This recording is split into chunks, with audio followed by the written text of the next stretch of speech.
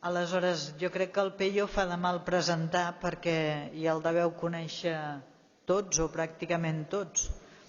El que sí que podem dir és que és un bon amic de la casa.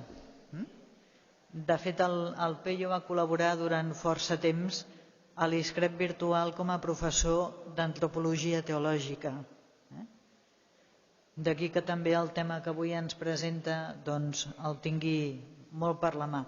El Peyo és doctor en teologia i ella en aquests moments és professor a la Facultat de Teologia de Catalunya i és molt conegut per la tasca que ja fa temps que està desenvolupant de donar a conèixer i de treballar tot el tema del cinema espiritual. De fet, ell i ha estat l'impulsor i l'ànima de la Setmana de Cinema Espiritual que en aquests darrers anys s'ha anat veient incrementada però d'una forma increïble i molt profitosa. I enguany és el rector de la parròquia de Santa Anna, on també estan desplegant una tasca de solidaritat i d'acollida a persones vulnerables doncs, de forma molt interessant i molt intensa, ens consta. Llavors, doncs, res, moltes gràcies per la presència i per l'aportació i li deixem la paraula amb ell. Bueno, comenzaría con una cuestión más epistemológica, aunque os dé miedo un poco la palabra, pero es ¿por qué tiene sentido de que nos pongamos a ver cine? Porque, pues bueno, a lo mejor este es el momento donde se ponen peliculitas y esto pues es como hacer más ligero el día, ¿no? Una cuestión epistemológica que hemos de tener en cuenta desde el punto de vista de la transmisión y de la comunicación de la experiencia de la fe. En primer lugar, la experiencia de la fe nace, como bien digo, de una experiencia. Es decir, que antes que el discurso de la fe, antes que la teología, viene la experiencia. Es una experiencia que es una experiencia de Dios, es una experiencia de Cristo, pero es la marca de una experiencia. Esa experiencia, la teología, lo que hace es dar razón de ella, especialmente ofreciendo la capacidad de un discurso que esté vinculado a un proceso razonable y que permita el diálogo. En ese sentido, la teología se basa en categorías y se basa en la coherencia del discurso. Lo que pasa es que, y aquí es donde entra la reflexión en el fondo sobre el arte y sobre la comunicación, y es que el lenguaje teológico se dirige esencialmente al intelecto. Y lo que enfrentamos actualmente, la literatura sobre la inteligencia emocional es muy fuerte en este momento, ¿no? Pero la práctica de que no se transmite algo que no pasa por la emoción. Entonces, la diferencia entre el discurso y la narración, y digo la narración en general, el relato, es que el relato afecta. Es decir, que el relato permite identificaciones, desidentificaciones, procesos que afectan al ser personal. En ese sentido, la afectación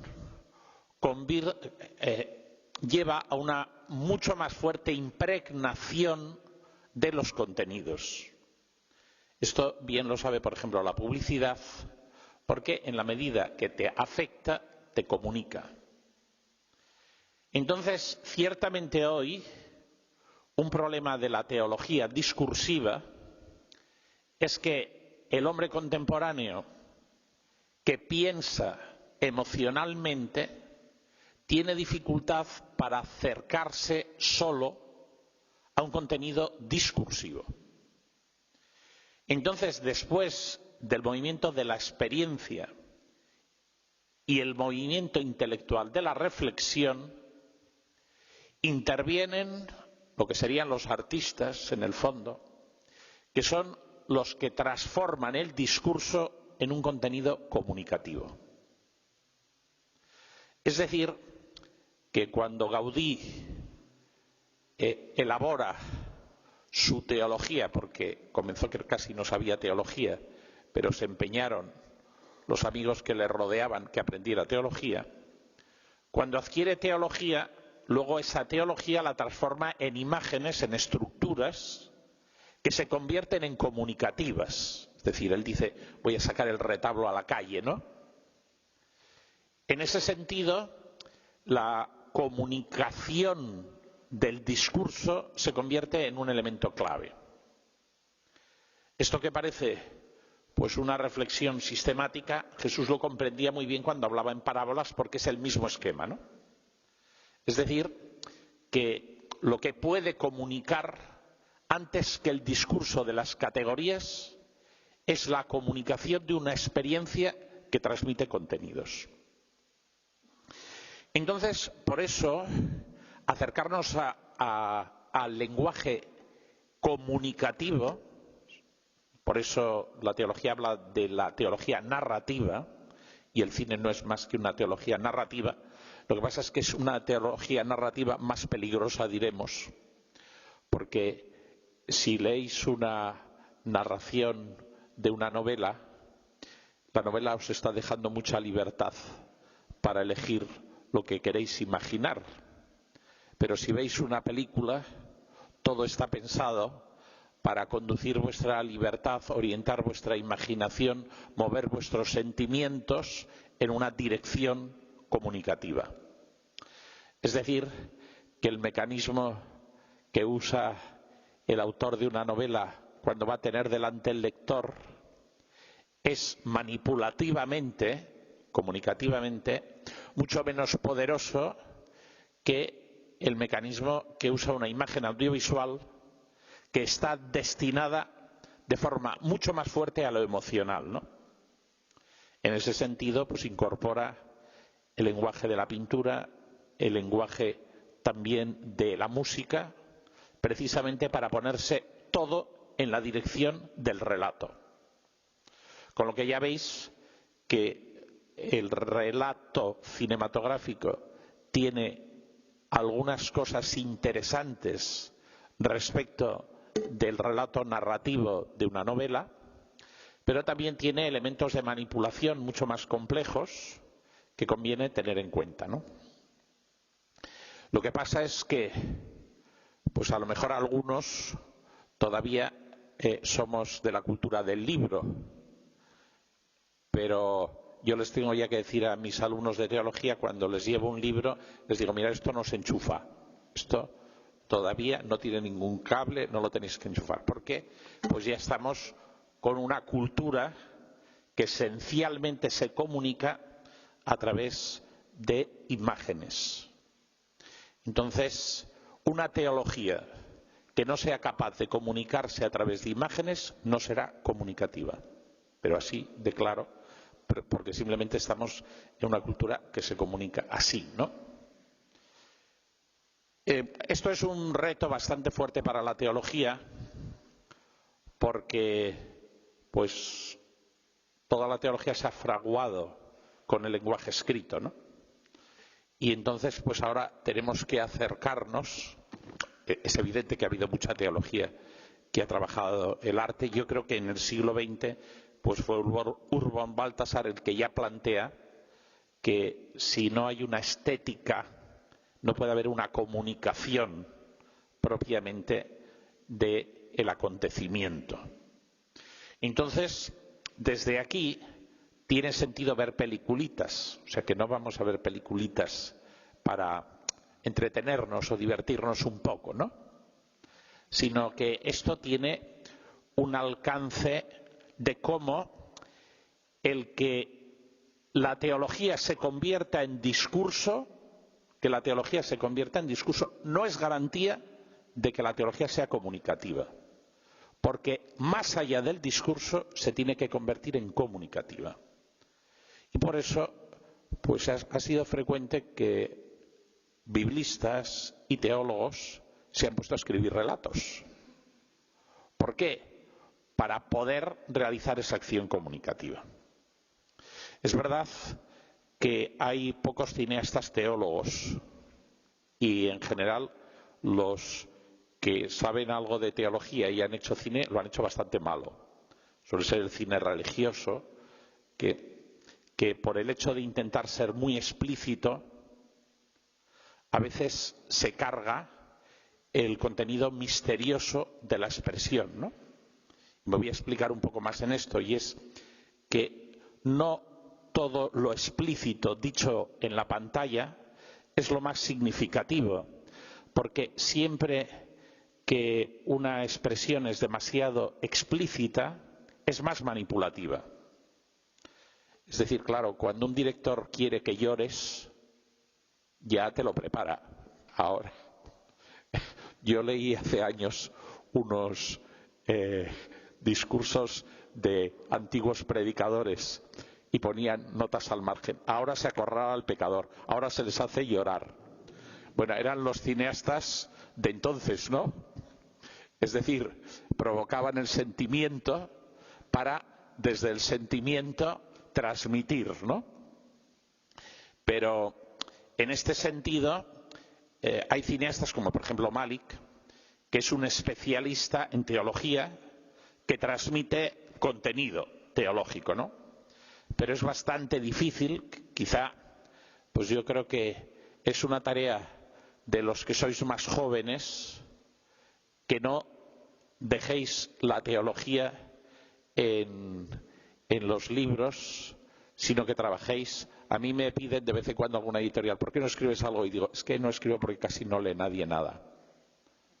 Y vamos a ver si hacemos algo que pueda ser comunicativo, ¿no? Es así, porque es el contexto cultural también en el que estamos, ¿no? Bueno, dicho esta introducción, que me parece importante, de por qué estamos hablando del lenguaje del arte, y en ese sentido, pues me sorprendía porque lo que yo os voy a hablar es del tema de la gracia, y si os venís a la oración que nos han entregado, pues aparece un dibujito aquí, justo en el que está, poneros delante del dibujito, por favor, donde están las bienaventuranzas, aparece un dibujito que es un resumen de mi tema. Porque veis, yo ahora voy a hacer lo que sería el paso siguiente de los que he descrito antes: experiencia, discurso, expresión. Experiencia, discurso, expresión. El siguiente paso es también un paso muy importante, y es, una vez está hecha la expresión, que en este caso lo ha hecho un dibujante, alguien comenta para explicar qué ha hecho. Porque a veces, que es lo que yo voy a hacer con el cine, a veces tú ves las cosas, pero todavía no has comprendido lo que hay detrás, aunque la diferencia de esto es que aunque no lo hayas comprendido te ha entrado, porque te lo han vendido, ¿no? Entonces, fijaros, si os ponéis delante de este dibujito, que es muy pequeño, pero es el tema de la gracia. Entonces, en principio aparece un cartel que se supone que tiene debajo una palabra que está escondida, que es desgraciados. Y de repente hay un personaje que está poniendo una A delante, agraciados.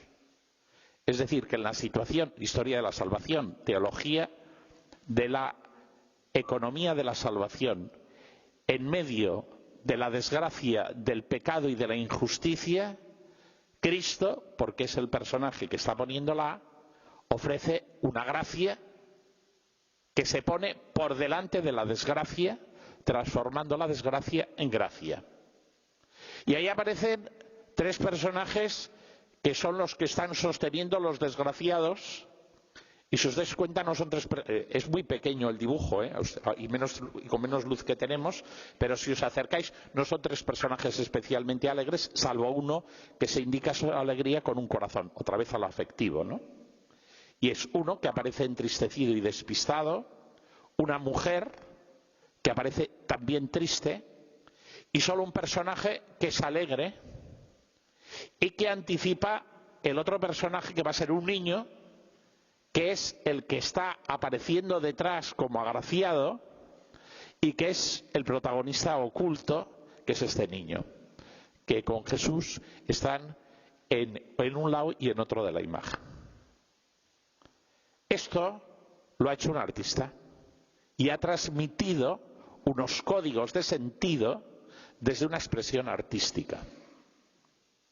Esto es más comunicativo de que alguien, siento dejaros en paro a algunos teólogos, que alguien que exprese solo en categorías, porque las categorías no terminan, o sea, son necesarias. Yo ahora os he explicado el dibujo con categorías, pero las categorías vienen después de la experiencia que se transmite emocionalmente.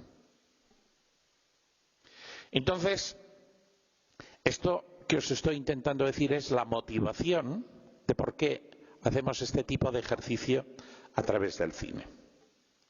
Dicho esto, a modo de introducción, os voy a ofrecer una serie de secuencias, las tenéis en esta hojita que os han dado. No nos dará tiempo probablemente a ver todas porque dejaremos un ratito para hacer diálogo, pero las vamos a introducir. Aunque Claustra os hablará más de esto en la segunda parte, pues he de decir que es muy interesante porque esto que yo voy a hacer es hacerlo con Filmin, que es una plataforma que podéis conocer y que tiene pues una enorme biblioteca de películas. O sea que esto que yo voy a hacer lo podéis hacer en casa, lo podéis hacer en el aula, lo podéis hacer en cualquier sitio porque te llevas la biblioteca en el ordenador. Esta es una de las ventajas de los enchufes, ¿no? Entonces, esto mismo que vamos a hacer, tenéis acceso a poderlo hacer vosotros siempre que paguéis un módico precio por el precio por las plataformas, que es lo que te sacuden, ¿no? Pero desde aquí vamos a ver secuencias que en este caso he elegido todas que estén en Filmin, dentro de que tiene tiene como 300 películas de contenido religioso Filmin. Quiero decir que tenemos ahí una biblioteca que podemos acceder a ella.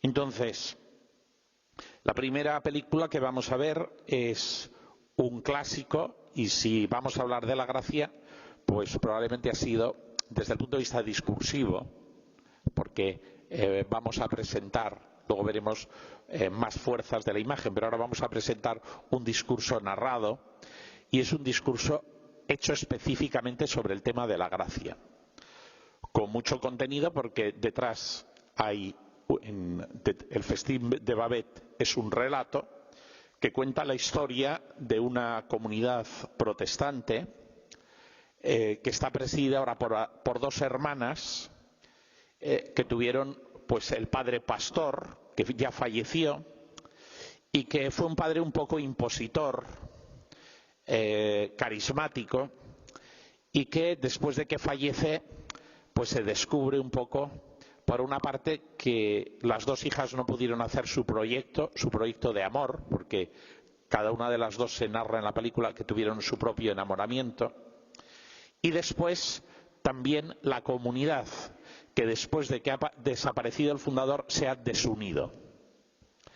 Entonces, la película comienza porque estas dos hijas del pastor, ya ancianas, pues reciben a una visitante que les pide asilo porque está perseguida. Se va descubriendo en el transcurso de la historia que esta visitante es una gran cocinera de París. Y a esta cocinera hay un momento en que le toca la lotería y todo el dinero que le ha tocado de la lotería decide gastárselo en dar una cena para aquella comunidad.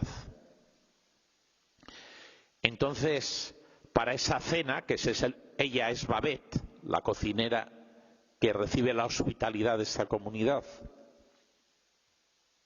bueno, pues Babet prepara este festín, esta cena, y en esta cena, estilo gastronomía, o sea, Arguiñano aquí es flojo, o sea, nivel alto. Entonces, en esta cena se va a producir una transformación de la comunidad. Y en esta cena invitan a un general que estuvo vinculado a la comunidad y que una de las hermanas estuvo enamorada de él. Lo que pasa es que por fidelidad renunció a ese amor, el general también renunció a ese amor, pero ahora también se encuentran. Entonces vamos a ver un discurso que él, ubicándolo un poco, que el general lanza cuando están llegando los postres del festín de Babet. Bueno, esto que he hecho es presentaros la secuencia. Entonces, si vosotros vais a usar una secuencia en el aula, pues la tenéis que presentar para dar unas claves para ver dónde se mete el clavaver, ¿no? Entonces es lo que hemos hecho ahora y luego haremos reflexión sobre ello.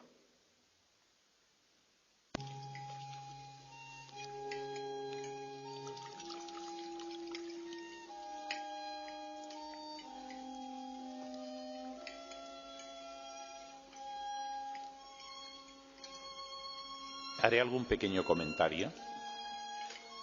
Fijaros cómo, bueno, ellos eran estilo puritano protestante, muy austeros y se negaban a deleitarse con la comida. La comida es para sobrevivir. Pero de repente se encuentran con una cena para deleitar. Esta es Babet, que veis que está marcada por una cruz. Este es un chaval y el cochero que están trabajando al interno de la cocina y luego fuera están los comensales. Aquí sale ya con los postres. Bueno, fijaros en la composición del plano, la antigua enamorada está al fondo del plano y hay una ventana al fondo donde hay colocada una vela justo en la ventana. Ahí hay una alusión en cine nórdico a la película La Palabra, Ordet.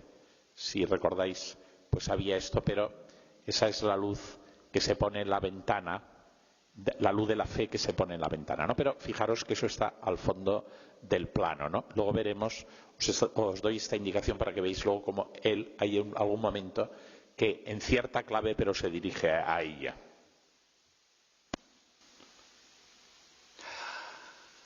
Llega un tiempo en el que se abren nuestros ojos y llegamos a comprender que la gracia es infinita y lo maravilloso, lo único que debemos hacer es esperar con confianza y recibirla con gratitud. O sea, la gracia es infinita, pero fijaros qué ha hecho ahí el cineasta para dar el tema central que ha hecho. Nos ha puesto primeros planos. O sea, el primer plano se reserva para una transmisión de potencia, ¿no? La gracia no pone condiciones. Y mirad, lo que hemos elegido nos es concedido. Y lo que rechazamos nos es dado. Incluso se nos devuelve aquello que tiramos. Porque la misericordia y la verdad se han encontrado. Y la justicia y la dicha se besarán.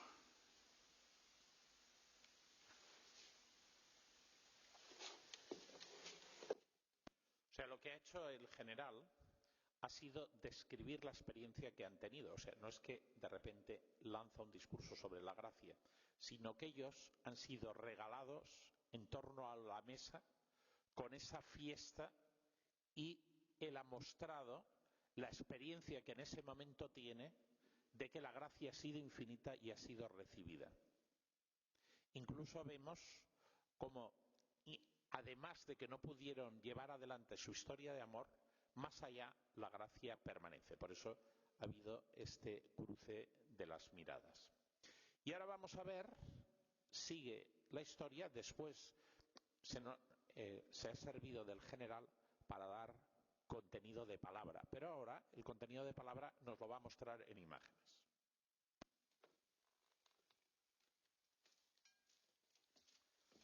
¿Fruta, señor? Imágenes de la sobreabundancia de la gracia, ¿no? El austero, mirad cómo le va gustando, ¿no? A todos os están dando ganas de comeros el higo, porque esto es la intención, ¿no? Que tú puedas disfrutar de la gracia. Tú me estafaste con aquella partida de madera que me vendiste. Sí, querido hermano, te estafé completamente. Ya lo sabía. Pero ¿sabes una cosa? ¿Qué? Yo te jugué una pasada que nunca descubriste. Entonces me lo merecía, querido hermano. Crece la reconciliación. Esta era de las más austeras. Bebe agua. Dice, esto no va. Ahora el vino, que tiene contenido eucarístico. Esto sí que va.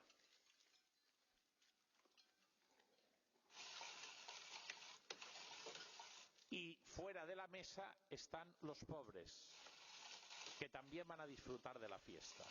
El cochero y el recaderillo niño. Y el trabajo de quien pone la mesa. Imagen crística, yo estoy con vosotros como el que pone la mesa. ¿Queda algo más de ese globo, yo? Pide otra vez algo más del mejor vino. El general pregunta si queda más clobullo. Sí. Es el que entiende de vinos, claro. Y entonces ahí va el vino. Eric, deja la botella allí. La sobreabundancia de la gracia. No le das un poco, sino que le dejas la botella.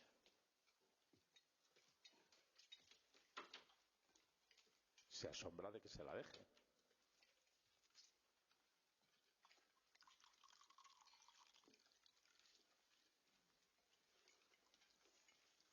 Aquí tenemos a nuestra austera. Y fijaros cómo la participación de los pequeños que se incorporan a la fiesta de la gracia. Después del café, en las copas pequeñas. Enciende las velas en el cuarto de estar. Sí. Vine, Marc, Fine, champaña. No es cava, es champán, pero debía ser cava.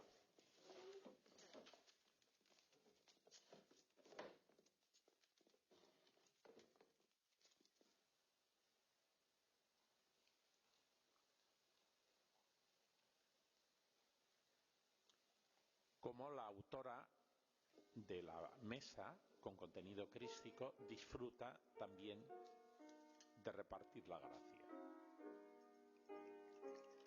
Gracias. El momento del canto, del himno del agradecimiento. La gracia lleva al agradecimiento.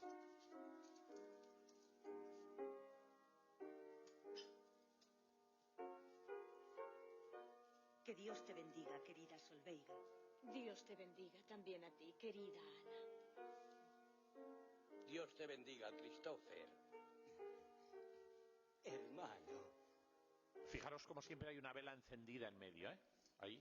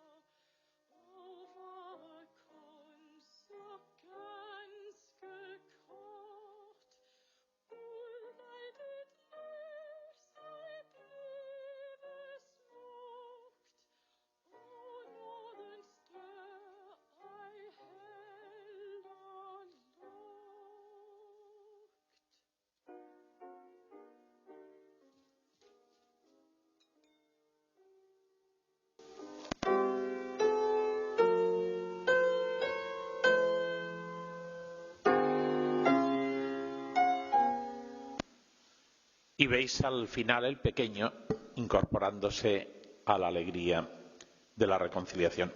Veis que, si seguís el esquema que os he entregado, en primer lugar está el discurso sobre la gracia infinita que nos ha sido regalada y que tiene un poder de transformación. Y que en este caso el contexto eucarístico de este festín, donde hay un Cristo que además tiene imagen de mujer, cuestión que resulta especialmente interesante, y que además nos presenta, segundo punto, la sobreabundancia de la mesa, que es un símbolo de la sobreabundancia de la gracia, lo excesivo de la gracia. La gracia no es comparativa racionalmente, ni es justificable desde el punto de vista equitativo, sino que es sobreabundante. El sacrificio de poner la mesa, en claro contenido cristológico, el cansancio de preparar la mesa, el haber gastado todo lo que tenía para devolver la hospitalidad que ella recibió, ¿no? Sin saberlo, recibieron un regalo. Cuando la comunidad acoge, lo que hace es recibir un regalo inesperado, que va a ser la gracia. Esta Babette, que llega a aquella comunidad que le salva de la persecución, pero luego ella se convierte en la visitación de la gracia.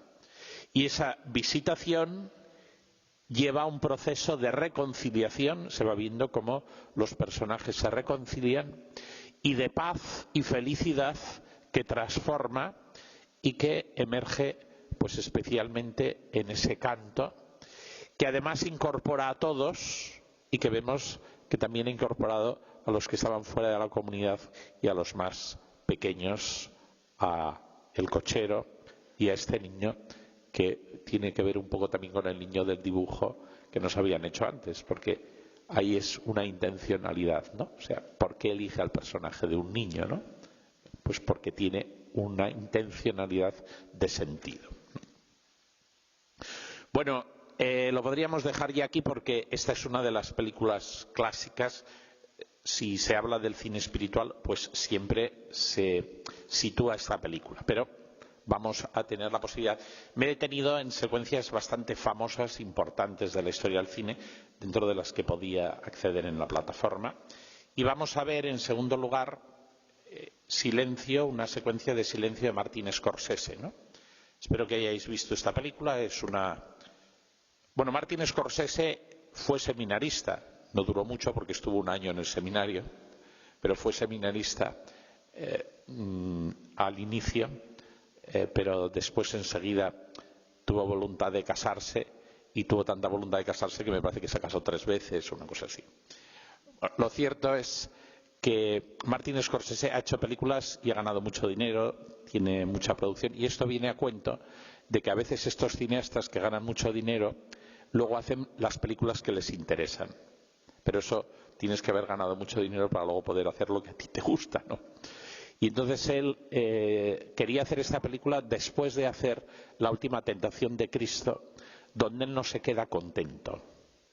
Y hizo bien en no quedarse contento porque La última tentación de Cristo, que está basada en un libro de Nikos Kazantzakis, que el libro es bastante mejor que la película, al final nos presenta un Cristo un tanto esquizofrénico, pero es la única película seria que ha planteado un tema casi imposible de llevar al cine, que es la relación entre el Jesús Dios y el Jesús hombre. Este asunto narrativamente es muy difícil de expresarlo, ¿no? Lo intentó y falló, era consciente de este fallo, y en un diálogo que tuvo un obispo protestante le recomendó que leyera el libro de Silencio, que es un libro muy interesante sobre los cristianos anónimos en Japón, que fue una experiencia fuerte porque cuando los los señores feudales del momento en Japón descubren que la llegada de los misioneros cristianos no solo es la llegada de los misioneros cristianos, sino también es la influencia de los imperios, en este caso imperio portugués, pues entonces empiezan a hacer una persecución fuerte del cristianismo y matan o expulsan a todos los misioneros. Y entonces se quedan algunos japoneses que se habían convertido al cristianismo, pero que tenían muy poca formación, porque sobre todo eran pobladores rurales que estaban en las islas en torno a Nagasaki, y que estos grupos durante 2 siglos mantienen el cristianismo sin ninguna presencia del ministerio. Cosa que es una experiencia muy fuerte, porque sin la existencia del ministerio se mantiene el cristianismo en unas condiciones. Entonces, Endo escribe la novela Silencio para hacer un homenaje a estos cristianos anónimos. Y entonces Scorsese hace la película Silencio para hacer cómo presentar en medio de nuestro mundo la fe, precisamente en un mundo donde los cristianos empiezan a ser anónimos. Entonces, es una película muy pensada, asesorada teológicamente. Entonces, no es cualquier cosa. Yo pienso que de las películas recientes, con El árbol de la vida, Silencio, son las 2 películas que tienen más contenido teológico acumulado. O sea que está muy pensada desde el punto de vista teológico. Entonces, la película plantea un dilema, y es apostatar, es decir, renunciar a la fe públicamente, o dejar asumir el sufrimiento ya no de ti mismo, sino el sufrimiento de los otros. Porque la tortura del inquisidor, que en esta película es una imagen del mal, de hecho hay un momento en una escena genial que actúa casi como una serpiente, el personaje del inquisidor, les hace, para obligar a la apostasía, les enfrenta al suplicio no a ellos, sino a los otros. Es decir, que solo si apostatan lograrán impedir el suplicio de los otros. Es decir, hasta dónde pues la confesión de la fe se enfrenta al amor al otro, ¿no? Por eso el dilema ahí contenido. Y en esa situación de dilema aparece una carga cristológica de la gracia, porque es extrañamente Cristo el que habla. La película nos ha ido preparando este momento, que es un momento con el final central de la película, porque han ido apareciendo una serie de rostros de Cristo. En este caso se empleaba un rostro del Greco de Cristo, donde cuando este jesuita, que es el protagonista de la película, el padre Rodríguez, tiene algunos momentos de oración y ve este rostro de Cristo. Entonces vive en un momento torturado. Vamos a ver unas secuencias de tortura y vamos a ver lo que ocurre ante la posibilidad de apostatar.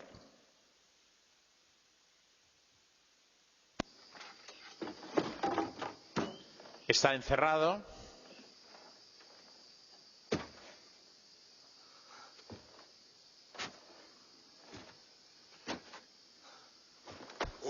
Se trata de doblegarle para que apostate.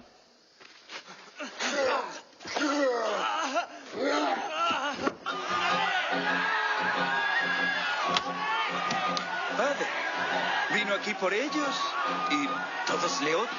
Insúlteme todo lo que quiera, eso solo me dará más valor. Lo necesitará esta noche. Bueno, esta imagen ya veis que tiene contenido cristológico, ¿no? Porque es como una entrada a Jerusalén, pero de otra manera, ¿no? Los japoneses le están apedreando al extranjero, dominador, ¿no? No soporta el sufrimiento, ni el suyo, ni el de otros. Inoue-sama dice que apostatará esta noche. y no es el inquisidor. Acertó con Ferreira. Ferreira es el maestro de él que ya apostató también. Esto es un cartel que dejó escrito Ferreira allí en la celda donde estuvo. Ahora vamos a ver a Ferreira, que también le convence para que la apostate. Getsemaní dijiste, mi alma está triste hasta la muerte. Sangraría por ti. Getsemaní, ¿no? Moriría por ti si te conociera. Fijaros en la composición de la imagen, ¿no? Un fondo negro total que expresa la crisis y un rostro apenas iluminado en un claro oscuro de esta imagen, también de cierto contenido cristológico, ¿verdad?, del personaje que ora porque no sabe qué hacer. ¿Estás aquí conmigo?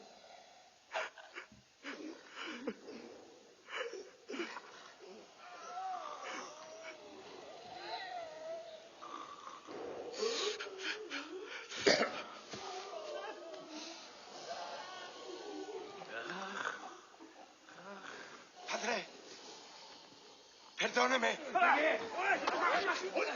Esto es cuando conozcáis la película más a fondo, este es un personaje muy interesante.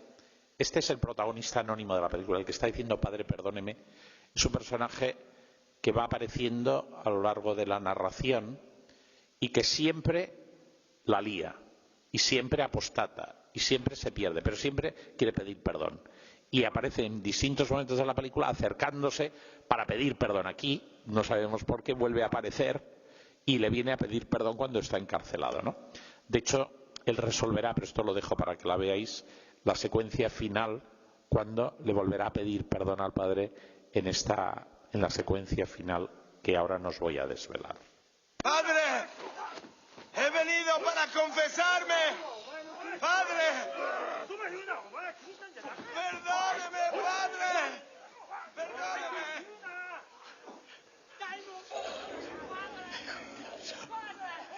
¿Le absuelve? ¡Paren!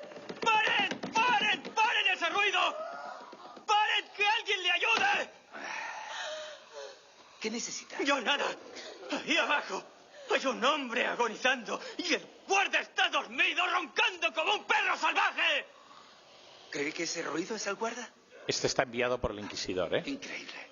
Saguano, dígale lo que es. No es el guarda, ni son ronquidos. Este fue su formador que ha apostatado. Son cristianos, 5 de ellos en realidad.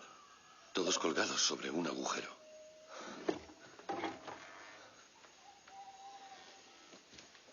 ¿Encontraste las palabras en el muro?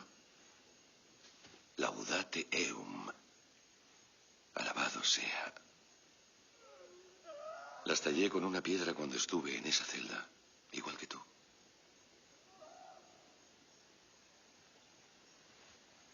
¡Ah! Silencio.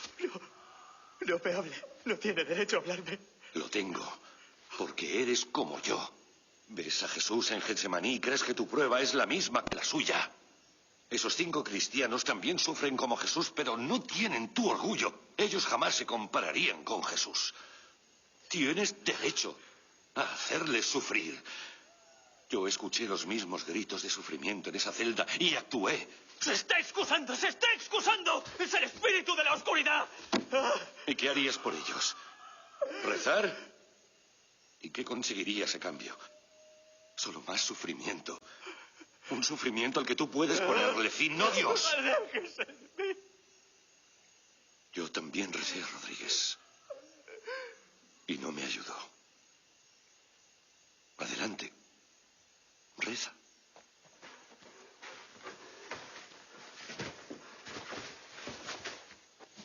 Pero reza con los ojos abiertos.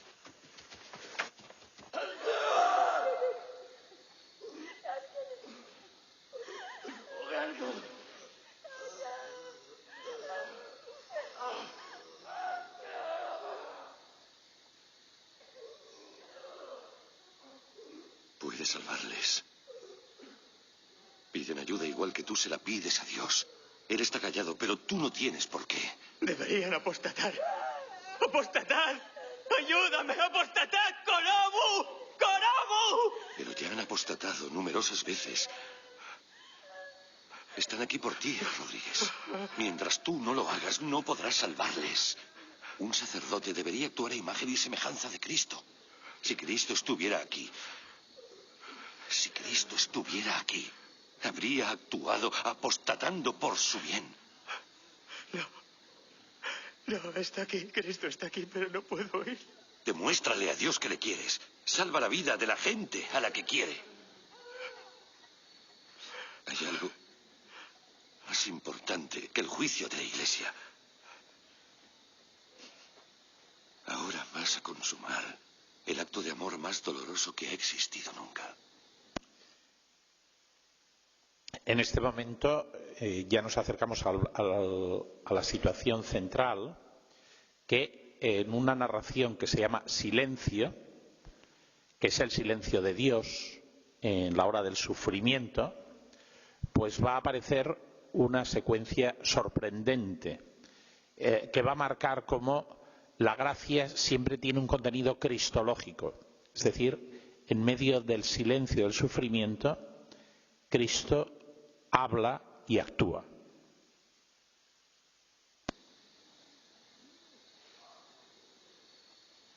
Silencio.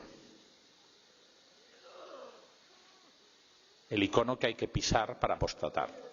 Se me ha enfumido. Nos ha dejado sin banda sonora solo los gritos. Solo es un formalismo. Solo eso.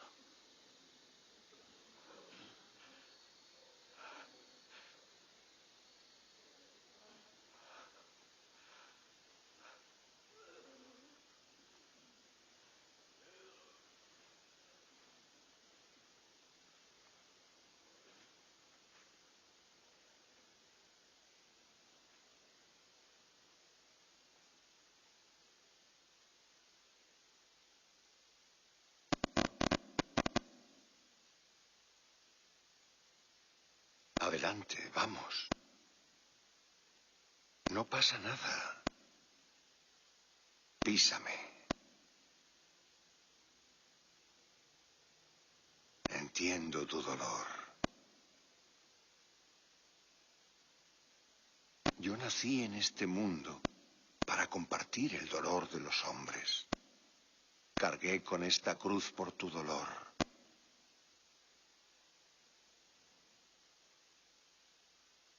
Tu vida ya está conmigo. Pisa.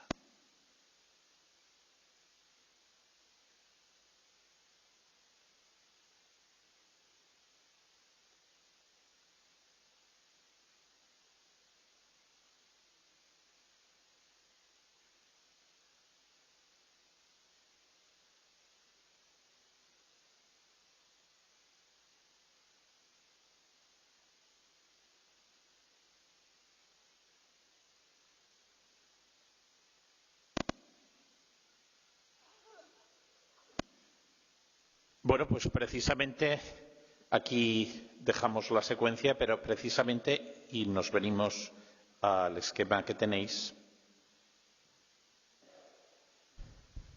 fijaros cómo en el contexto de un dilema, que en el fondo es o fe o caridad, que es la crisis a la que él se enfrenta, se encuentra en medio del dilema con la voz de Cristo. O sea, en medio del silencio. La película luego hace muchas referencias a que Japón es un pantano, ¿no? Y como es un territorio, es un símbolo, en este caso Japón, de un territorio rodeado de mal, ¿no? De enfrentarse al mal. Y en medio del sufrimiento, del mal que rodea, pues es posible escuchar la voz de Cristo que dice písame. Es decir, ahí se resitúa el sacrificio de Cristo, que ya no es tanto que le tengas presente públicamente, sino que Él ha muerto por ti, ¿no? Y que eso es lo que te salva, ¿no? Ahí el alcance de que la gracia tiene que ver con una presencia de Cristo transformadora, y que lo ha acentuado porque incluso habéis visto que en un flash ha compartido el fumier que se nos ha ido llevando a primer plano de Cristo para introducir el retrato que ya ha aparecido en algún otro momento de la película del Cristo del Greco, para mostrarnos en imagen y en voz en off la presencia de la gracia a través de Cristo, que transforma, y en el dilema la presencia de Cristo dice: písame. O sea, en el fondo participa conmigo de la cruz, incluso de la cruz de lo que sería el renunciar a la fe. A algunos no les gustó esta película, nada, porque decía que potenciaba la apostasía. Estos eran los creyentes integristas. E incluso entre nosotros, cuyos nombres no voy a citar, pero aparecieron incluso algún obispo diciendo: esta película es una basura. ¿Por qué? Porque hay una comprensión estrecha del misterio profundo de la gracia. Y bueno, esto lo podemos dejar aquí porque daría para más comentarios, pero de momento lo dejamos aquí. Vamos a otra secuencia que también es de un clásico de la historia del cine, que es Pena de muerte. Supongo que ya conocéis esta película, pero quiero que os detengáis en ella. Bueno, está basada en hechos reales y es la historia de una religiosa que visitaba el corredor de la muerte frecuentemente, ¿no? Y que escribió un libro de sus experiencias en el corredor de la muerte. Y que una de las experiencias que cuenta en este libro es el proceso de transformación de una de las personas que ella acompañó para llegar a pedir perdón. Es decir, para alcanzar la gracia de la redención y pedir perdón por el mal que has hecho. Había intervenido en el asesinato de una pareja y en la violación de la mujer, el preso, y este preso, muy simple, primitivo en sus sentimientos, pues se encuentra con la visita frecuente de esta religiosa que le va acompañando, pero después de que está a punto de que se cumpla la pena de muerte, ella ve que no ha logrado convertirse, ¿no? A mí, que me ha tocado acompañar también a una persona con una historia también muy dura de este estilo, que no voy a explicar, pero la enorme dificultad de pedir perdón porque se intenta tapar, ¿no? Es frecuente, ¿no? En la situación de asesinos y de experiencias muy duras, que se pone un velo sobre lo vivido para no afrontarlo, ¿no? Porque afrontarlo es como casi imposible, ¿no? Y bueno, la religiosa tiene la preocupación de cómo esta persona puede alcanzar la gracia de pedir perdón, ¿no? Y en ese sentido, la película expresa muy bien lo que la gracia siempre viene mediada. Es decir, la acción de la gracia, que como hemos visto es cristológica, viene mediada a través de los rostros de los mediadores de la gracia. En ese sentido, la gracia no, como es un don relacional, o sea, más que un estado de gracia, es una relación de gracia. Entonces, la relación de la gracia viene marcada porque esa gracia nos llega inmediatamente a través del rostro del otro.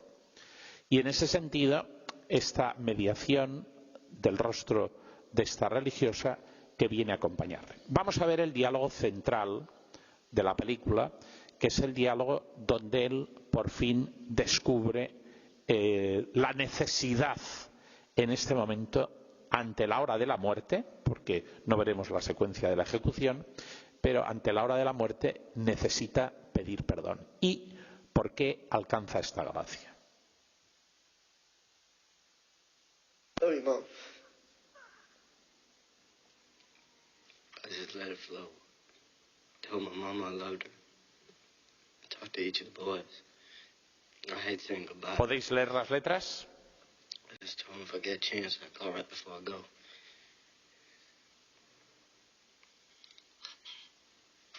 What is it? My mom kept saying it was after Tella. She always regret that I got involved with him. La compañía el día del asesinato. Thinking that. Something he said. I could have walked away. I didn't.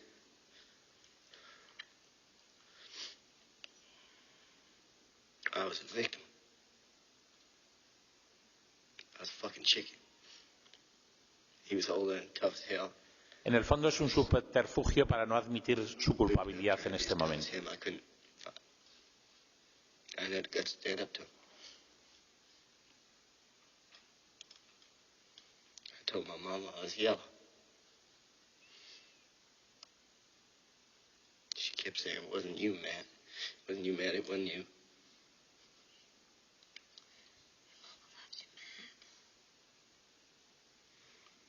The boy?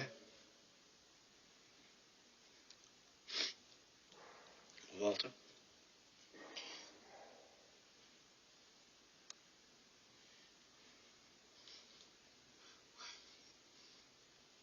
Esta es una pregunta muy importante. ¿Qué te está pasando?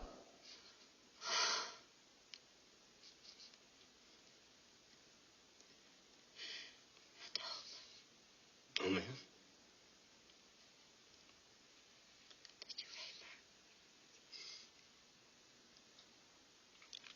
Yes, ma'am. Do you take responsibility for both of their deaths? Yes, ma'am. When lights dimmed on the till that night, I kneeled down by my bunk. I prayed for them kids. I never done that before. Oh, man. There are spaces of sorrow only God can touch. You did a terrible thing, man. A terrible thing. But you have a dignity now. Nobody can take that from you. You are a son of God, Matthew Burnside.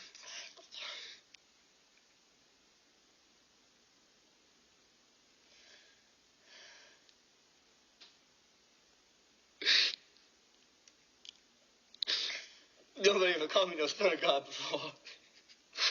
Called me a son of you-know-what a lot of times. Never no son of God. I just hope my death can give them parents some relief. I really do. Well, maybe it's the best things you can give to the Purses and the Delacroix. It's a wish for their peace. Because I never had no real love myself. Never loved a woman or anybody else myself much good. Well, figures, I'd have to die to find love.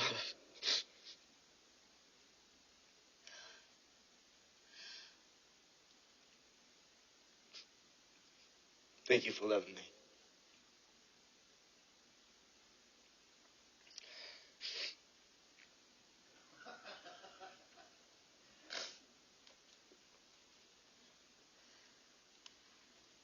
All the time, it's been flying. I'm really cold. Can he have a jacket or something? He's cold. Bueno, pues en esta escena especialmente dramática venimos al esquema que tenéis delante por sintetizar algunos de los elementos que hay que tener presente.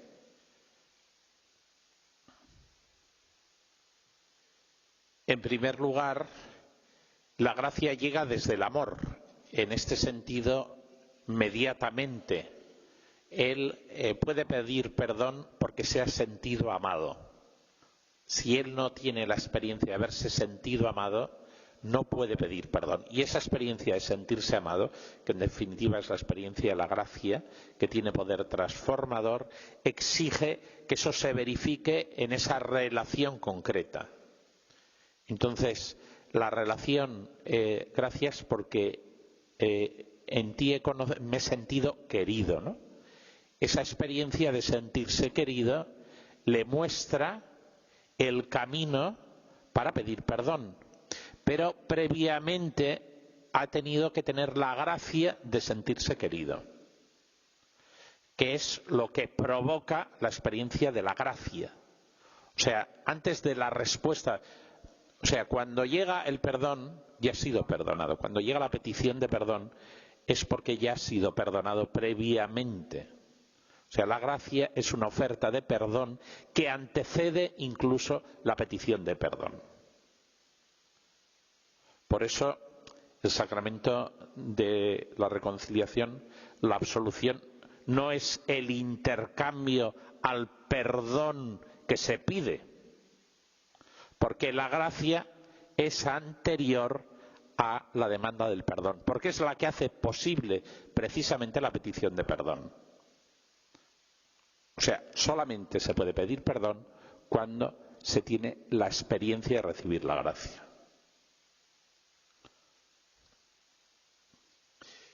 En ese sentido, es cuando se despliega la verificación del humano, la dignidad del humano, porque para él recuperar la dignidad es ser capaz de pedir perdón, porque si no es capaz de pedir perdón, está perdido.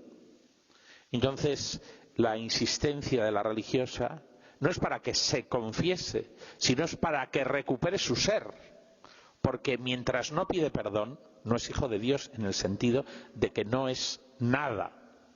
Entonces tiene ante sí la posibilidad de no ser un hijo de puta, con perdón.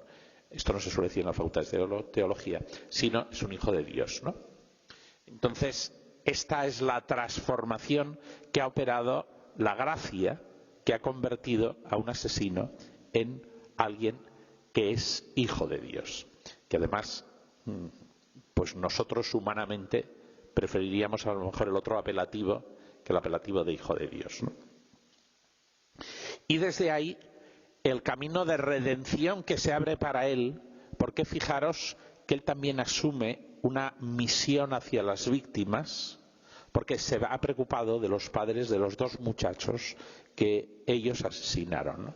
Entonces, desde aquí, la experiencia del perdón se convierte en un camino de redención, que es como opera el perdón como un camino de transformación y de redención. En ese sentido, incluso la pena de muerte, un mal, se puede convertir en un camino de redención. Y esa es la experiencia que transmite la película. Vamos a hacer la última secuencia para tener un poquito de diálogo. Y voy a elegir la secuencia de Lázaro Feliz. El resto de las secuencias, como las tenéis ahí apuntadas, las podéis ver vosotros, y como tenéis algunas claves para la interpretación, pues las podéis aprovechar. Pero quiero presentaros esta secuencia. Es una cineasta italiana que yo he tenido también algunos vínculos porque hemos coincidido varias veces y hemos podido dialogar. Y Lázaro Feliz es una película que fue muy reconocida en Cannes y de hecho luego se presentó como película de habla no inglesa a los Oscar, que no obtuvo pero estuvo nominada. Cuenta la historia de un personaje que es Lázaro, que ya no es cualquier personaje, sino que es un nombre marcado y que tiene una característica que es típica del cine, y es que aparecen los personajes, digamos, sin pecado original, los inocentes. De hecho, hay una película francesa que se titula Las Inocentes, que es un grupo de religiosas violadas en la guerra, pero imágenes de inocentes tenemos, por ejemplo, en La Estrada, que es una película de Fellini, pero es muy frecuente la imagen de algunos inocentes, muchas veces representados en niños, ¿no? Este es un personaje inocente que transmite contenidos de la gracia, porque como que no tiene nunca el mal, ¿no? Y hay un momento en que este personaje va con un grupo de pobres que antes vivían en una hacienda como si estuvieran en la Edad Media, pero los descubrió la policía en Italia y los liberó. y aquellos pobres que vivían en una hacienda, pues ahora son unos sin techo que van por las calles y que están todavía peor de cuando eran pobres que vivían en una hacienda, ¿no? Una crítica social como muy fuerte, ¿no? Y resulta que están caminando después de una historia que ahora no contaré, les ha dejado de funcionar la furgoneta y de una iglesia llega la música de órgano. La música, en este caso, es una imagen de la gracia, es una visitación de la gracia.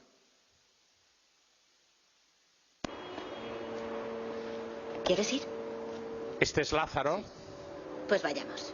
Esta es una del grupo de pobres que lleva un cierto protagonismo también de que ayuda a Lázaro. A escucharlo. No, eso nada, no. Hay que 5 minutos, 5. Te ha besado. Vuelvo enseguida. Y están oyendo una música de fondo. Estamos muy lejos. Y ahí tenemos a esta panda de desgraciados, de esos que ponía en el dibujo, que están intentando entrar a la iglesia donde suena el órgano. La gracia, la iglesia en lugar de la gracia. La iglesia es el sitio donde habita la gracia. Y aquí entran nuestros pobres al lugar de la gracia. Ah, no. No pueden estar aquí. Tienen que marcharse. Es una misa privada. Se lo ruego, váyanse. Solo queremos escuchar la música. Otra vez será. Vuelvan mejor otro día. Por favor, váyanse. No molestamos a nadie. Ya les he dicho que no pueden quedarse. Pero si no vamos a hacer ningún ruido. En cualquier otro momento podrán quedarse.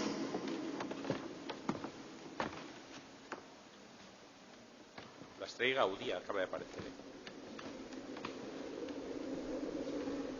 Tú también. Venga, vete. Tienes que marchar. Lázaro, el inocente, también es sacado de la iglesia. Carlo, empieza otra vez. Vamos a disfrutar. Sin que nos molesten.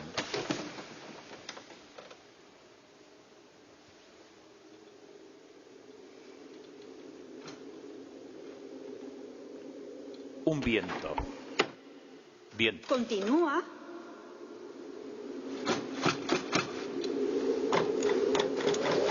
Ya no hay música, se acabó la gracia.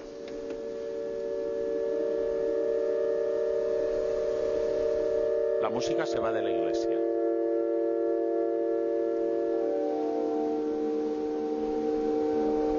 ¿Qué pasa? ¿A dónde va? Se marcha. La música se marcha. Cerrad la puerta. Cierra la puerta.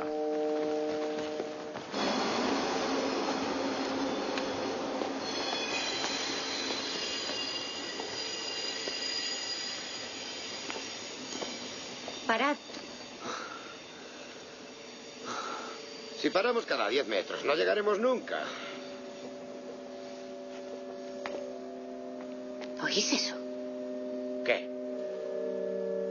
La música. ¿De dónde viene? La música. ¡Qué bonita ¿Sí, música, Lázaro! En el cielo, en el cielo. Sí.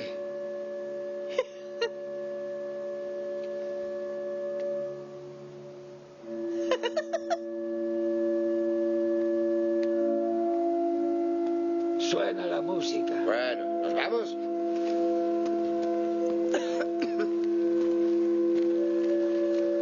Oye, ¿tú te acuerdas de Violeta? ¿Qué va? Yo era muy pequeña.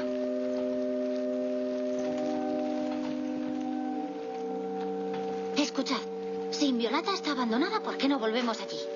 ¿Y la recuperamos? Hasta tenemos Era la las llaves. finca donde estaban. Porque no podemos, no es nuestra. Siempre te quejas de que la construisteis con vuestro esfuerzo y vuestro sudor.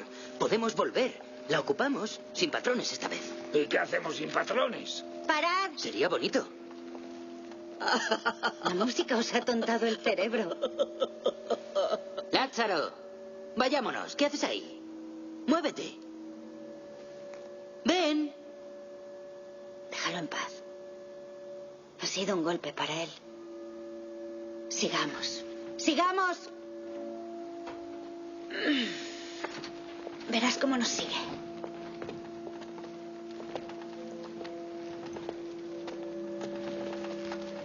¿Queréis volver a Indiolata? Pues claro, no te hace ilusión. Quiere volver al campo, a labrar la tierra. Pues te veo, ¿sabes? ¿Verdad que sí? Último, ¿tú qué opinas? Nada. Nada. Estáis todos como un cencerro.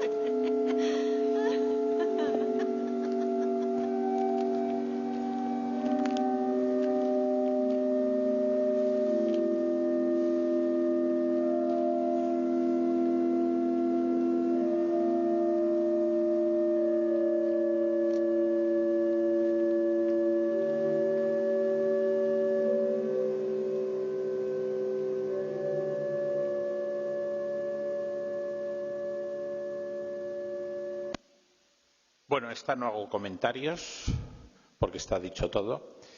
A ver, tenemos un ratito pequeño para, si queréis plantear alguna pregunta, la podemos hacer en este momento. Ya podéis dejar las palomitas. Nos han faltado las palomitas, ¿eh? Así de repente hacer preguntas no es tan fácil, ¿no?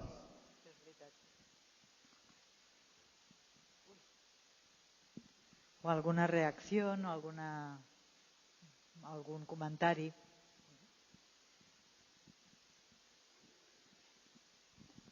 Hola. Recuerdo una sesión como esta en una presencial hace bastantes años.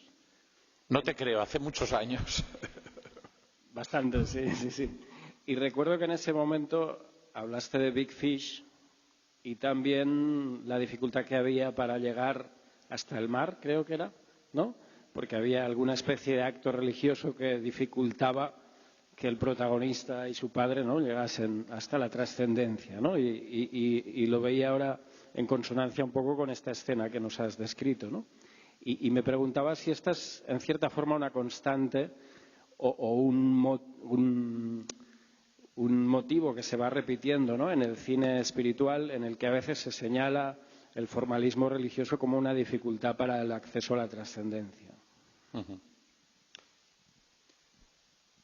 A ver, o sea, es bastante frecuente que en la cinematografía contemporánea aparezca la dimensión espiritual.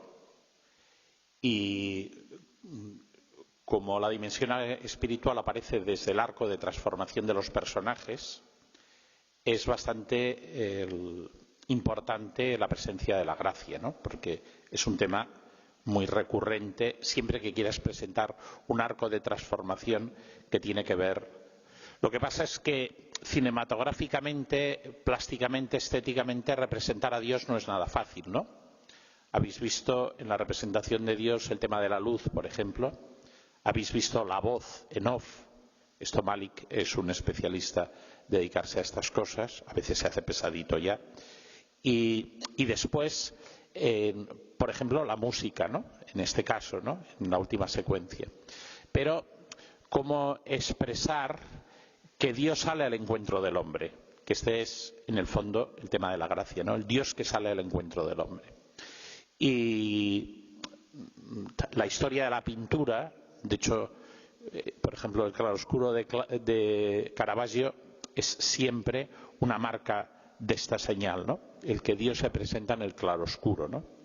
En el oscuro del mal, y la presencia de la gracia como combate de realización de la luz, ¿no?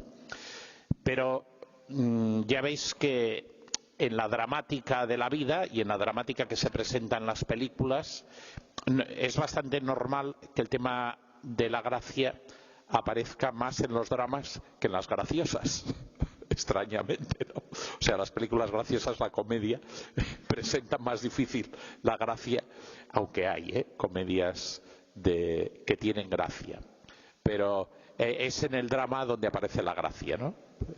Probablemente porque la marca del drama es una marca de la existencia clave, ¿no? También de la historia de la salvación. El drama es distinto que la tragedia.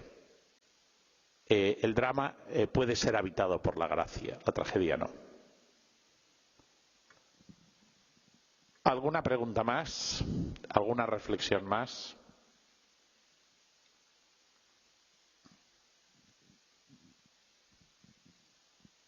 Hola, buenos días. Sí, yo una pregunta más personal. Pienso que todas las similitudes, tú cuando hablabas de la referencia a Ordet, ¿no?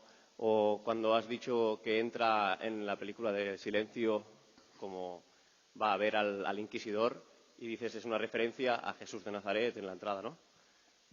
¿Esas son cosas que tú ves en el cine y es tu interpretación?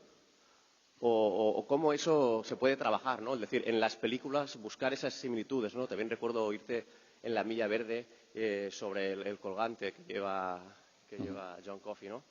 Bueno, no sé, eso cómo se trabaja y cómo se pueden encontrar, porque más que en las películas está claro que están en las plataformas, pero cómo hacer esa lectura que haces tú, que me parece muy, muy interesante y muy chula, cómo eso lo podemos buscar, no solamente en esos fragmentos, ¿no? Claro, siempre en un acto de fe interviene la interpretación. Es decir, cualquier experiencia de fe supone un interpretador creyente que la acoge desde la fe. Entonces, el cine que se hace interesante es el que necesita la interpretación.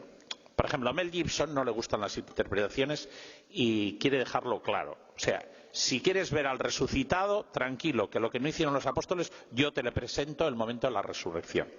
Es decir, la fuerza de lo explícito. Por ejemplo, en Señales, pues cuando se convierte, pues se viste otra vez de cura el personaje principal, que era un pastor protestante, y aparece convertido. Es decir, no hay espacio a la interpretación porque ya te lo han dicho todo. Pero el que busca al interpretador, busca también que el interpretador pueda entender, incluso a veces con la interpretación abierta. Es decir, que es capaz de generar. De hecho, es muy frecuente hablando con directores que ven la película o haciendo la película ven cosas que no habían previsto en su guión original, porque sobrepasa a veces el símbolo, sobrepasa en la significación al propio director o al interpretador, porque esto es el poder que tiene el símbolo de captar un misterio, ¿no? O porque de repente se encuentran filmando algo que no se esperaba ni que estaba allí, ¿no? Porque se ha cruzado un niño, porque ha aparecido una lágrima, porque entonces la interpretación no hay que negarla. Es más, cuando un director busca un espectador que interpreta, es menos manipulador que el director que marca solo una definición de la imagen que se presenta. Porque en el fondo la fe es interpretación. Es decir, la contemplación invita a la interpretación. Y la interpretación puede ser de fe o no puede ser de fe. Es decir, que a lo mejor alguien no creyente puede ver la misma imagen. De hecho, a mí es bastante frecuente que algunos críticos me dicen: Pello, yo aquí he visto cosas, pero tú vas a ver más. Claro, tienes una experiencia de fe. A ver, cuéntame lo que tú ves.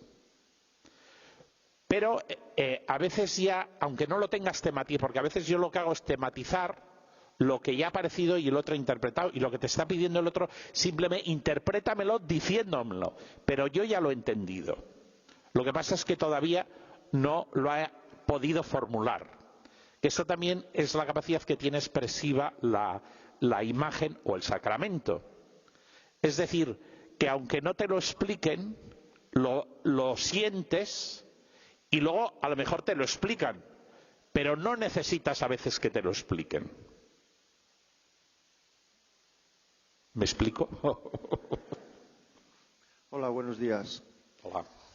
Respecto a este último tramo de Lázaro Feliz, resulta un poco chocante, ¿no?, que sea una religiosa justamente la que de alguna manera impide que la gracia llegue a las personas ajenas, ¿no?, de la calle, ¿no?, a los más desfavorecidos. Entonces esto causa un poco la impresión, visto desde fuera, de que somos los mismos de casa a veces pues que ponemos impedimentos, ¿no? Y entonces lo que hace ver un poco este tramo que hemos visto de la película es que por lo menos así lo veo yo, ¿no? Que es la gracia de Dios está por encima de la propia voluntad de los seres humanos, ¿no? De las personas.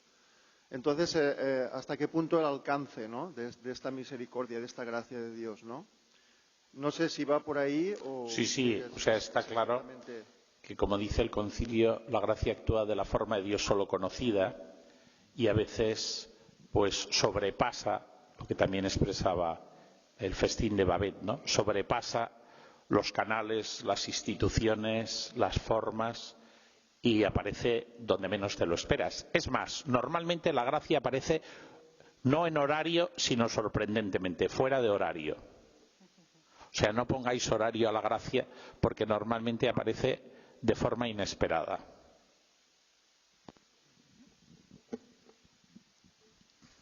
Creo que el cine tiene muchas posibilidades, no solamente cuando tiene un contenido en cierta forma que se puede percibir religioso.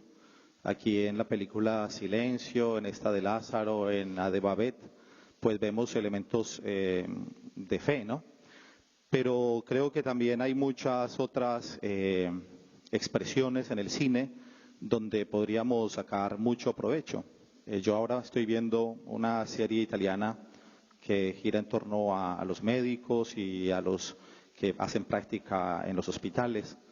Y pues hay una realidad allí donde no hay como una cuestión explícita tanto en lo religioso, sino en dimensiones muy humanas, pero que desde allí, con la formación obviamente que podemos tener cada uno de nosotros, desde la Iglesia, desde la teología, podemos encontrar incluso elementos teológicos donde en apariencia no hay, o donde se podrían hacer muchas lecturas, pero que también nosotros podríamos allí encontrar. Eso creo que lo entiendo incluso desde la música, ¿no? Cuando escuchamos una canción, una persona muy religiosa a una canción que quizás el que la compuso no estaba pensando en Dios, nosotros le damos ese tinte o le damos esa interpretación religiosa. Y si estamos enamorados, pues obviamente estamos pensando en la persona que queremos. Entonces creo que con el cine también podríamos explorar muchas dimensiones de esas. Sí, yo cuando hice mi tesis doctoral sobre Dios, la muerte y el más allá en el cine, que era como a través de películas donde aparece la muerte, pues se plantean cuestiones sobre Dios, pues voy a decir ahora una cosa que a lo mejor puede resultar un poco escandalosa, pero a mí, desde el punto de vista comunicativo, me interesan más las películas espirituales que las religiosas, porque las religiosas, al ser tan evidente, a veces solamente llega al público que ya está ubicado desde la fe. Mientras que el otro territorio, las preguntas y interrogantes y accesos a la fe se hacen desde un territorio que no exige antes la fe. Entonces, a veces, en un material que no se presenta como religioso, tiene más posibilidades de transmisión porque ya si se presenta como religioso, algunos dicen no voy a irla a ver o no me voy a acercar a eso, ¿no? Y a veces porque cuando me refería a Mel Gibson, por ejemplo, quiere decir demasiado y cuando quieres decir demasiado a veces te cargas el misterio. O sea, si quieres decir mucho, a veces te cargas el misterio. De hecho, me refería al sacramento, pero el sacramento es muy misterioso porque no lo dice todo. Espera que te llevan el micro. Cuando usted ha hablado de drama y tragedia, cuando usted ha hablado de drama y tragedia, ha hecho esta división. Es que no te oigo bien una palabra que dices. Así me oye. Cuando usted ha hecho la división de drama y tragedia, sí, refiriéndose a la gracia, ¿esto quiere decir que en la tragedia no existe gracia porque los protagonistas son los mismos dioses? Me refería a esto, es un poco de género literario, pero en este sentido, si podría contestarme esta pregunta. Bueno, sabes que la tragedia, los dioses y los hombres se pasean de forma bastante compartida, ¿no? Pero en el fondo, en la tragedia suele haber un dualismo entre el bien y el mal, y que además es un dualismo trágico precisamente porque la bondad no puede triunfar. Entonces, lo que marca la tragedia es que en medio del drama siempre triunfa el mal. Por eso no se salva ni el apuntador, ¿no? En el sentido... Entonces, esta distinción que también insiste Baltasar, precisamente Baltasar su obra teológica la titula La Dramática, 7 tomitos, si os los queréis abrochar, pues están ahí a vuestro alcance, no se enchufan, y parte de esto, ¿no? Que la historia de la salvación es un drama, ¿no? Entonces el drama es un lugar donde hay salvación. Creo que estamos pasándonos de la hora. ¿Tenemos alguna pregunta más? Sí, tenemos 2 preguntas. Yo creo que con esto, bueno, 3, pero van a ser rápidas y con esto terminamos.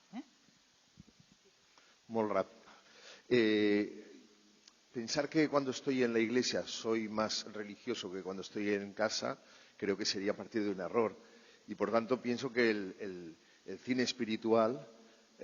cuando se estaba comentando que si hay unas películas que tienen más, más posibilidades de sentido teológico, yo creo que teología hay en todas las películas, puede haber una interpretación teológica, porque Dios está presente en todo.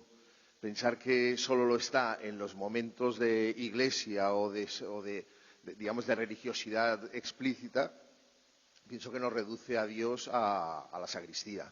Y por tanto, yo veo, por supuesto, la posibilidad de ver en las películas de cine espiritual una lectura teológica en todas ellas.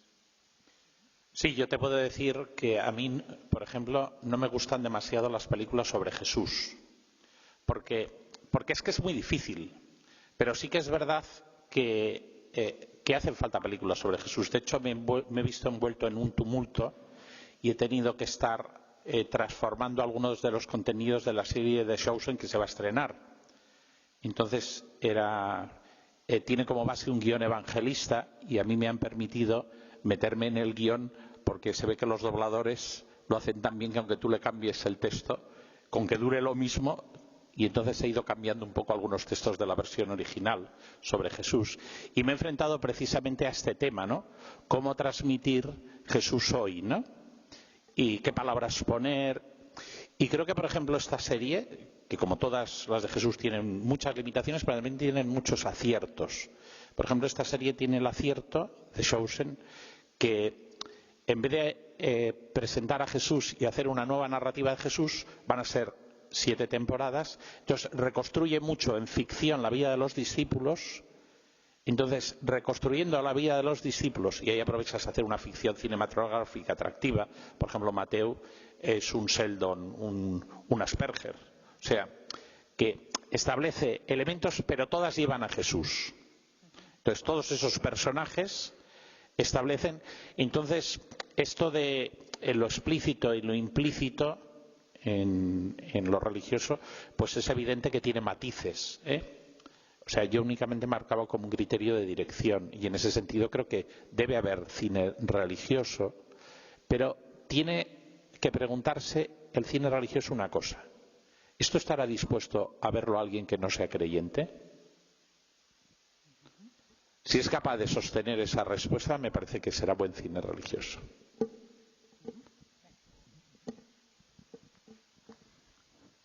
Bueno, yo quería preguntarle respecto a la película de Scorsese, ¿por qué a Scorsese le interesa enfrentar la fe con la caridad? Si la fe, la verdadera fe necesita la caridad y la caridad, para ser verdadera, necesita la fe. ¿Por qué la apostasía en Japón, en tiempos de Japón, en el 1500 supongo que es la película, es aceptable y por qué la apostasía durante el Imperio Romano con Diocleciano, por ejemplo, no lo fue? A ver, o sea, el asunto que plantea al fondo es, porque es lo que plantea la película y lo que plantea la obra literaria que está detrás, es que la apostasía es exterior, porque queda claro, sobre todo en el final de la película, que continúa siendo creyente. De hecho, el que muere con el crucifijo entre las manos que le pone su esposa quiere decir que la esposa él ha transmitido la fe a la esposa también. Es decir, que en el fondo no ha habido una apostasía porque era un acto externo. Entonces, en el fondo no la ha enfrentado. Os he desvelado, sin haberos desvelado el final de la película, la he estropeado un poco, pero es que en el fondo el enfrentamiento en el tema de la apostasía como tortura, porque lo que había detrás era una tortura para apostatar, pero ya no la tortura a ti mismo, sino a los otros, es que estos personajes, va a aparecer también en el Padre Ferreira, en el fondo han permanecido como cristianos ocultos. O sea, eran cristianos ocultos. Que esto tiene bastante actualidad también en el hoy. Por eso Scorsese pone esta película para hoy, porque no solamente es hacer una revisión histórica. I la darrera pregunta, no em recordo això. Bueno, yo veo un elemento común a todas las películas, que es en el banquete, cuando empiezan a comer, están todos en silencio. Cuando están empujando el carro que les han expulsado de la iglesia, todos están cabizbajos y en silencio. Cuando en la de los jesuitas en Japón, aquel hombre le dice, escucha la palabra de Dios, ese está en silencio. Parece que el silencio es el preludio de la gracia, es lo que yo percibo, ¿no? Recordad El Gran Silencio, una película, un documental interesantísimo, y además ahora estoy contribuyendo también a un documental que se está haciendo sobre la oración también en los monasterios. El Gran Silencio, ¿no?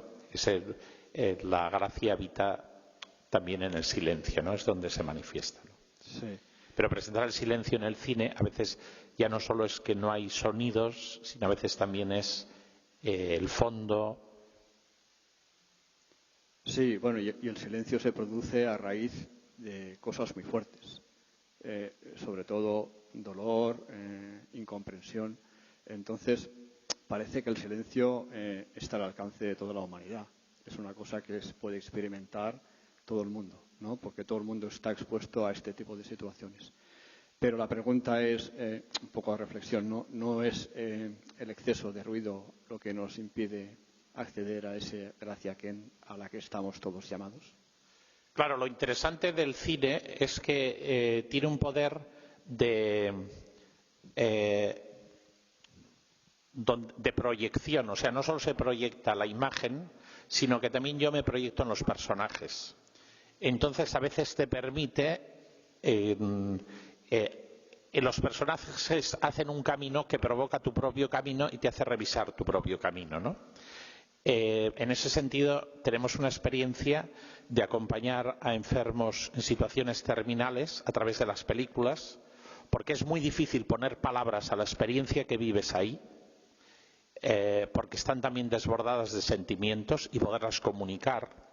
Y a veces la experiencia de verlo en otros te ayuda a ti, en la proyección que haces, a poder tomar conciencia en ti mismo de esa experiencia, ¿no? Eso es lo que, bueno, este mecanismo de proyección nos permite ayudar y acompanyar. Bueno, doncs donem moltes gràcies al Peyo per haver-nos acompanyat i per haver compartit amb nosaltres tota la seva saviesa cinematogràfica i teològica alhora, no? Llavors, aquí fora hem preparat una mica l'esmorzar perquè ens puguem trobar tots i puguem compartir una estona junts, i a 11:15 farem la segona sessió, la de les Verges Negres a baix a l'Aula 1 i aquí amb la Claustra Soler sobre l'ús pedagògic i pastoral del cinema. Llavors, doncs, ens veiem ara. D'acord.